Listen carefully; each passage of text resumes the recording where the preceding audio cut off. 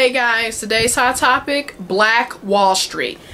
We don't really have a Black Wall Street anymore. If anybody remembers 50, 60 years ago when African Americans were actually entrepreneurs and owned and worked their own businesses and companies and organizations and black neighborhoods, there were literally black neighborhoods, black cities, you know, Mounds, Mississippi, all that. There was just a lot of areas where black people were striving. They had their own politicians, their own post offices, their own schools, colleges, hospitals, you name it, grocery stores, they had it.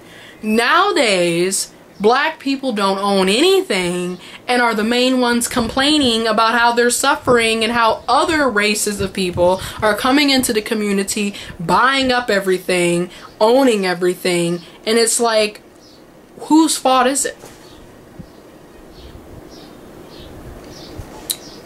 First of all, you have to realize that, okay, yes, there is racism, there is institutionalized discrimination, and these problems are never going to go away. But then the other 50% of it is black people who are just lazy and don't want to do anything for themselves, yet want to have their mouth opening all the time complaining. Number one, we need to go back to teaching our children about economics. Economics is not really taught in the black community because this is what we do. We'd rather go spend $200 on a pair of Michael Jordan shoes instead of buying $200 of shares in Michael Jordan Nike shoe wear.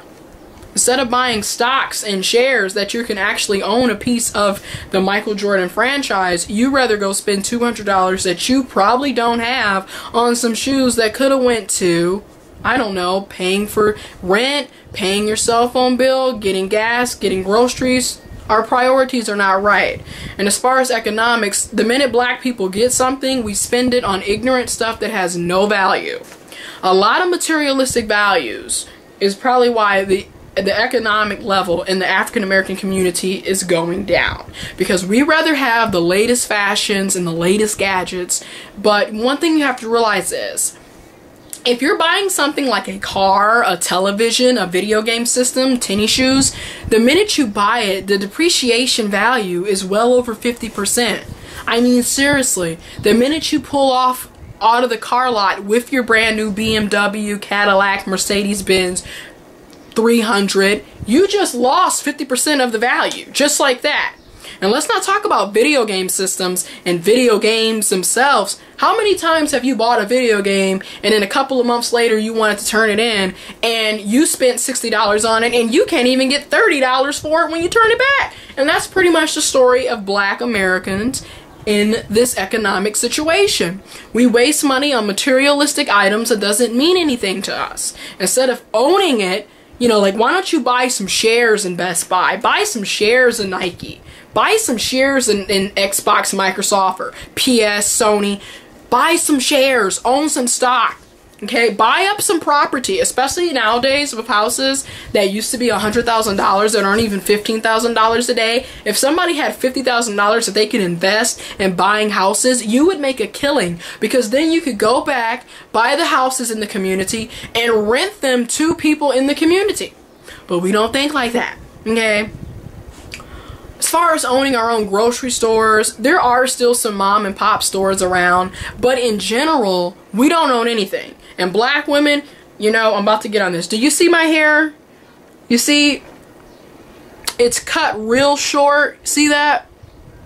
Real short. It's not natural, but it's my hair. That's the key part about this. I love having my hair cut short, because I'm not about to go sit up here and go to a beauty supply store ran by Asians, and then you want to complain about, oh my god, we don't own anything, oh my god, they don't know nothing about our hair, oh my god, black people. But black people are the ones who are supporting these stores. Black women, you go out here, you spend $200-300, even more on weave. I'm gonna do another video on the natural hair and weave thing, but why isn't black women owning businesses, owning beauty hair supply stores? How come you don't own it? Since you spend so much money on buying weave and other materials for your hair, why is it that we don't own anything? Think about it. We don't own anything. Yeah, we spend so much money on it. Black men, I'm about to get on you, especially when it comes to tennis shoes. You're just like a female when it comes to shoes. You go out here every single day. You're at Finish Line, Foot Locker, Foot Action. We're at Champs. You're everywhere buying tennis shoes, yet you don't own anything. Why don't you try to own something? Why don't you buy some shares in Foot Locker and Champs and Foot Action? Why don't you, Famous Footwear, buy some stocks and shares in that? Why don't you own something instead of wasting it all the damn time and then complaining about how the white man has you down? Just a thought. Okay? Then the black family, we spend, and then also we need to hold these black celebrities and millionaires and billionaires accountable, because there's people like Michael Jordan who don't give a damn about the black community, yet makes all his money exploiting the black community, basically. Okay, black people go out here shooting and killing, fighting and robbing for some Jordans. But do you think Michael Jordan sits back and read the articles about the raids and riots at stores when his shoes comes out? No, because he doesn't give a damn. He's making his money, okay? But that's just a thought. Today's hot topic, Black Wall Street. What happened to it?